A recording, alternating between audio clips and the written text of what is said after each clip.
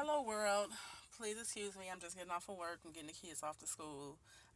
But I couldn't wait to get off work to talk about the Dixon White video that I seen last night. It was moving. It was tremendous. As far as him, shining a light on a subject that African Americans have talked about for so long, to hear from the other side of the fence is like, even though we know that white people know, it's still amazing to hear someone actually say, yeah, we know and we need to stand up for it. And we need to talk about it and we need to take some responsibility for it. I really appreciate that. So, firstly, I want to thank him for that video. He also asked for people to respond and kind of take responsibility and kind of talk about white supremacy and how it is to have white privilege and all of that good stuff. So I also want to thank those people who have been responding. I've been watching so many videos and being so touched by people and what they've been through and how racism is sickening, which I agree. And, that's really moving to hear. Um, I, on the other hand, I can't make a video about white privilege. I've never been privileged as white. However, I can make a video on what it's like to be a black woman and to be underprivileged, undesired, unfavored. I can make a video about that. So, firstly, I want to start off by saying I apologize if I offend anyone. When I say black people, I do not mean all black people. When I say white people, I do not mean all white people. I want to get that straight. Secondly, I'm going to speak from my experience. This is my experience. It might not be the same as yours, but this is my life. This is what I deal with. I am from Detroit, Michigan. For those of you who've heard of it, we went through bankruptcy, greedy politicians we've been stolen from. Basically, poverty. We were already poverty stricken, but now it's like crazy. Abandoned houses, abandoned. I want to try to show you my neighborhood. This is where I live. I don't know how well you'll be able to see, but these are abandoned houses. I don't know what you can see. I am so sorry for my lack of technology, but those are abandoned houses, like on the same block as my house. This is everywhere in the heart of the city. We have abandoned houses and everything that surrounds us. And on the news, it's nothing out the ordinary if you'd hear a woman got raped in this house, or they found dead bodies in these houses. These houses are getting burned up, vandalized constantly, continuously, and it's a scary thing. Now, I am your typical um, stereotype. I am a black woman. I am 29. I am not married. I have 3 kids that I raise solely on my own, which is a job in itself. And for those of you who judge that, imagine living it. You pass judgment, but living it is every day is a struggle. But anywho, um, I'm worried about my kids. Now, please excuse me if I get a little emotional because I tend to do that sometimes when I talk about things that are very dear to my heart. My kids are one of the most dearest things to my heart. Um, so it's difficult to live in a place like this where you don't want your kids to walk down the street, walk past this abandoned houses. It could be crackheads, it could be drug dealers, it could be a body, it could be anything going on. So, and I'm not going to say that's white people's fault, because that is our fault, because we are creating these communities and we are poor, and this is what we do to one another when we are poor and when our backs are against the wall. We attack one another, which shouldn't be the case, but that's all a direct problem or a direct product of an uphill problem. It's like we are reacting in such a negative way to things that's going on because we can't get out of this system. We are like crabs in the barrel. Black people are like crabs in the barrel. They don't want to see each other have anything. I work my behind off for everything that I own. For my car, my house, everything I pay for.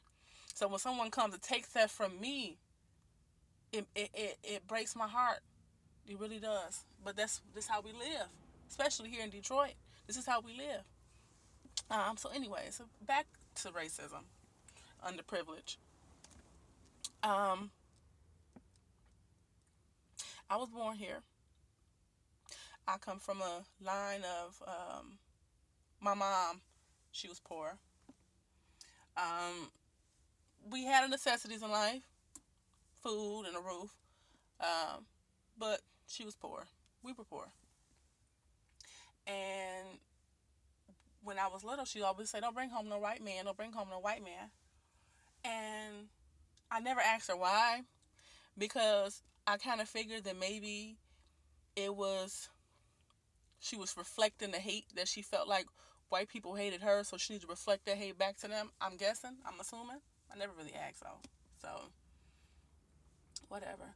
But she never she kind of frowned upon it. But us living majority black area, it's not likely I'm gonna find a white man anyway. And if he is white, he's gonna be like me white. He's gonna be what we call wiggers, white people that act black. But that's neither here nor there. Um, my kids. Oh, how I love my kids. Um, I have an 11-year-old son, two daughters, ages 7 and 4. And my daughters are very impressionable. I want to raise them to be women and princesses and all, beautiful things. And my oldest daughter, she is infatuated with music. She loves music. She loves video. She loves Beyonce. She loves things like that. But the thing that bothers me about the media is the subliminal self-hate. They make us hate the way we look, our skin, hate our hair. They give us an image of beauty that's unrealistic. That's only one type of person. There's several different types of people. And don't get me wrong, I believe everybody is beautiful. Everybody's beautiful. Inside, outside, no matter your shape, your size, your color. We're all beautiful. But my daughter, she has this thing where I comb her hair. She said, "Mom, why don't my hair look like hers? Why is my ponytail not long like hers? Why is my hair not straight like hers? Why?" And I tell her all the time, I said, "Baby, you're beautiful. You are beautiful. You don't have to look like her to be beautiful." But she is forcing her face so much that she feels like that's beauty. And I don't want her to feel like that. I want her to feel like she's beautiful. So I'm disappointed in the media. I'm disappointed in the racial blurred lines that everybody in the commercial is white except for one black girl who's not really black. She's like really light tone with curly hair and hazel eyes. That's not what we look like. This is what we look like. This is what we look like. We don't look like a mixed breed. We don't look like a black and a white or a black and Hispanic. Not saying anything is wrong with that, but that's not what we look like. You feel like if you interject somebody who looks similar to us, that's okay? That's not okay. We don't look that way. We look like us. Commercials, music videos, TV shows, everybody has that one token black person. Over the course of all of these decades has passed, since slavery and since we complain about everything, that's what we get. We get some kind of that's kind of black thrown in there to represent us, to say something that we might say. That's not, that doesn't pacify us. It makes me angry. I'm supposed to say, well, at least there's somebody black in the group now. At least it's not friends. At least we see somebody black. No, it doesn't. And it makes my daughter feel a certain way. Because she watches this all the time. She watches these videos and she watches commercials and TV and everything where she is the minority. But where we are raised, she is the majority. So she doesn't understand. My son, he's the oldest. He has this thing where he's scared of the police. I don't know where it came from. I don't tell my son to be afraid of the police. But with everything that's going on in the media, with these police killing all these black people that's unarmed and everything that's being publicized and thrown out there in the media frenzy, all that, he's terrified of the police. These people were put on these streets to protect and serve us. Now, my son, every time he sees a police officer, he's terrified in the car. He's like, "Oh, Mom, wait, I gotta sit back, wait. Oh, are they gonna stop us? Please, I don't want to go to jail." Where do you get that from? You think you're going to jail when you see the police? It saddens my heart. It really does. Um, Even school systems here. Like Dixon said, white privilege from school systems. I'm going to tell you about the underprivileged of living in a majority black city. They closed down over 100 of our children's schools. Over 100 of them are sitting here, boarded up, blocked up, tore down because they closed them down, and they decided to cram all kindergarten through 8th grade students in one building. So every school now, there is no elementary. There is a kindergarten through 8th, firstly. I'm pulling up to a school right now. I really want to show you guys what schools look like. What happened to our schools that they tear down. This is a school that they tore down. That they closed down, excuse me.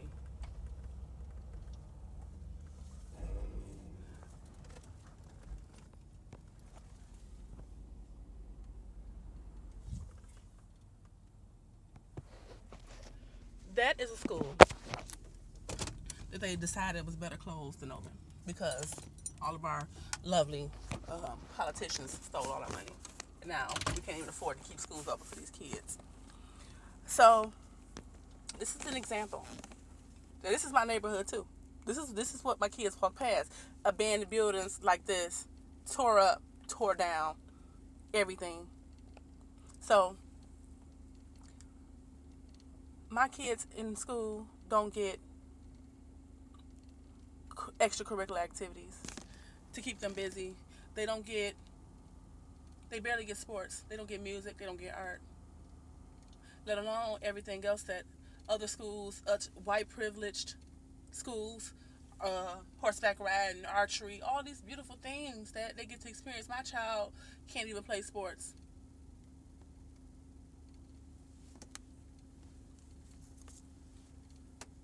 That keeps the circle of unsuccess rolling. The fact that we can't even get a decent education for our children because this is where I stay. It tears me up on the inside. It tears me up. I am an educated woman. I went to school. It took me 10 years in college because I had 3 babies. But I went to college. I got my bachelor's because they said I should. Because they said that if I get an education, then I can have a better chance of getting a better job to get out the hood. But guess what? I'm still in the hood. I got a bachelor's. I don't know what else to do. I'm in my wit's end. It's difficult enough to raise 3 kids on your own. I am striving, and in my lifetime, I would love to be able to see my kids live in a house with an upstairs and a downstairs with enough room for them to have their own room and have a decent education. That's all that I want for my kids. That is my goal in life. It's like being underprivileged, being in the skin, being the sex. So many odds stacked. So many odds. And there's so many things that people take for granted. So many things. The fact that you can live in a house and have your own room, your own space. The fact that you can open your refrigerator and have food to eat. That is something that we fight so hard for on a daily basis. We fight so hard for that. I fight so hard for my kids to have that. Just that. In my lifetime, I would love for my kids to have that. It's like to the point where I don't even know what to do anymore. I went to school like they said I should. I got an education. I work hard every day. I don't sleep. I work midnights. I come home, gotta get the kids off from school, gotta clean up the house, gotta cook dinner, gotta prepare for class. I got so much to do, I don't get sleep. And guess what? I'm still here. I'm 30 years old. I'm still here, still unsatisfied, still unhappy. I don't know this privilege that people speak of. All I know about is being unfavored. We don't get respect as a woman, as a black woman. Our own men don't respect us. Our own black men don't respect us enough to help us, to marry us, to do anything like that. Because media, because we are black, as black people need to do better because we are impressionable. Thinking that the things that these rappers and the stuff that you see on these movies and on TV is reality. So you treat women like you hear. They say dog this bee, you think you gonna dog her. That's not true. It's so far from the truth that you should treat us like that. But we get treated that way. They want to play us. They want to make us seem like we ain't nothing. We are everything. I can tell you right now, I am a black woman. I am everything. I hold all this together. I get weak. I get tired. I get fed up. But I hold all this together. And you know, what another thing that really chaps my behind is when I have these conversations via social media. I express myself. We express ourselves. We're angry. Black people are angry because of everything that has happened, and we are still getting, it's like we're getting mocked. Like, ha, this happened, so what, and it doesn't matter. You know, and when we express ourselves, white people just be like, okay, well, you can do the same things I can. So why don't you just get off your behind and do the same things I can? No one, let me say this loud and clear, no one works as hard as I work. No one. I work all the time, helping people, doing things at home, doing things at work. I have several different jobs I have to do. Nobody works as hard as me. But guess what? I can't get anywhere. You know why? Do you know why?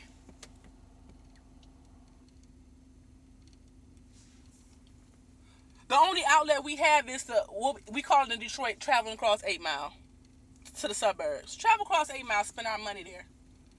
Go sit somewhere where we don't want to see our own kind. We don't want to see black people acting ignorant. We go across 8 Mile to be with the white people who don't want us in their establishment, but they want their green money. So we spend that green money, we fit in for that moment, but then guess what? We got to travel across 8 Mile again and go back home to the hood. I'm tired of spending my money somewhere where I'm not welcome. It's like, why can't I have a house out there? Why can't I provide my children with that type of education? Why must they be subject to this nonsense when I work so hard? I work so hard. I work so hard. All that I want in this lifetime is for my children to be able to have a good education, a great shot at college, and a great shot at a better life than this. We weren't meant for this. And for those of you who are white privileged, do not take it for granted. Because that food that you have in your refrigerator, that balcony that you got outside your window, the basement that you have, is something that I dream about. It's something that I may never have. As hard as I work, as tired as I am, I may never have it. I may just have to settle for a good hood living, a good hood environment for my children. I really want so much more for them. I don't know how to attain it. So, again, thank you, Dixon White, for this video. It really inspired me. And even if nobody watches this, it feels good to let it off my chest. To let you know, all black people are not the same. All black people do not use twerk videos to gain stardom. We don't use fight videos to gain stardom. And there's a lot of hard-working black people out here that we give up because we can't get anywhere. I'm not on welfare. I don't receive food stamps. I don't receive any of that. Everything that I have, I work for, and it is hard when you can't get anywhere and when you are by yourself. It is hard. Thank y'all for listening.